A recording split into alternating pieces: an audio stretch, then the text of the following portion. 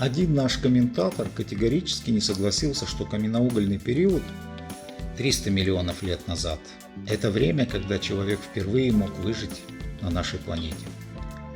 Посмотрите наше предыдущее видео «Выживание в Кембрийском, Девонском и каменноугольном периоде».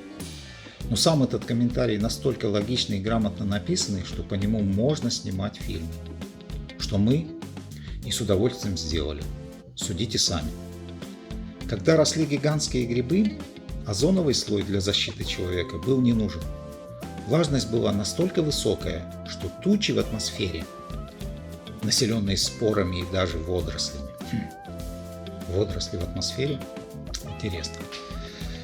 Были настолько густыми, что свет плохо проходил.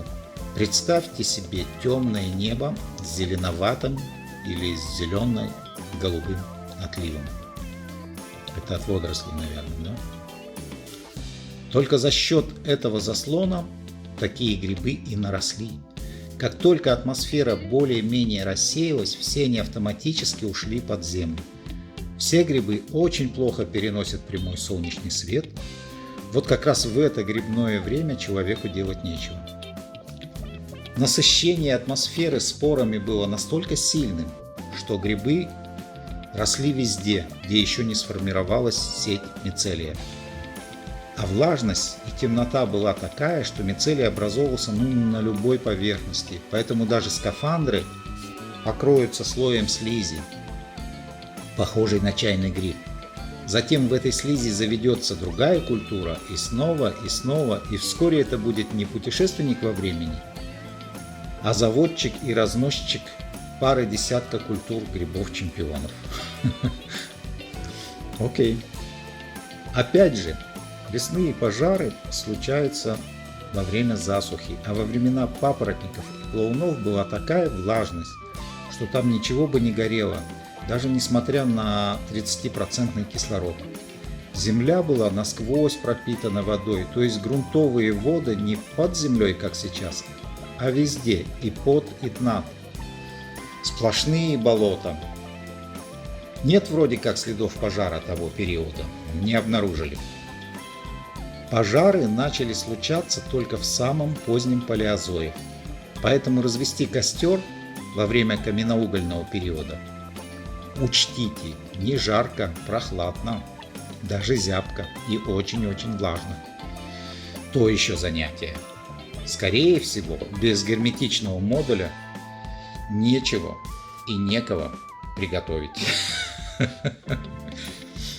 Окей.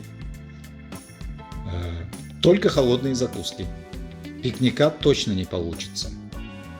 Хвощи и папоротники есть. Это только ранней весной, когда есть молодые побеги. Рахисы, папоротниковые улитки. Это очень короткий период. Буквально несколько дней, 2-3 дня. Причем сохранять рахисы без переработки нельзя. Они стремительно грубеют. 4-5 часов и все. Есть уже почти нельзя. Интересно, откуда этот комментатор все это знает? Такое ощущение, как будто он жил в каменноугольном периоде.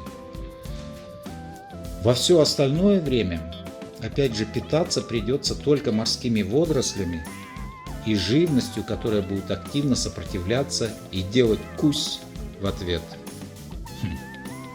И надо запастись обогревателями. Тогдашний влажный холод пронизывал до костей. Нужны будут кислородные фильтры. Но где вы возьмете топливо, чтобы, например, высушить папоротники для того, чтобы их сжечь?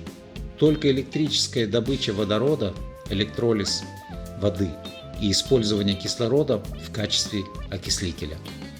Значит, стартовое количество топлива для запуска водородных генераторов придется брать с собой. Холодно, голодно, испарение, дожди. Каменноугольный период – так себе место для пикника.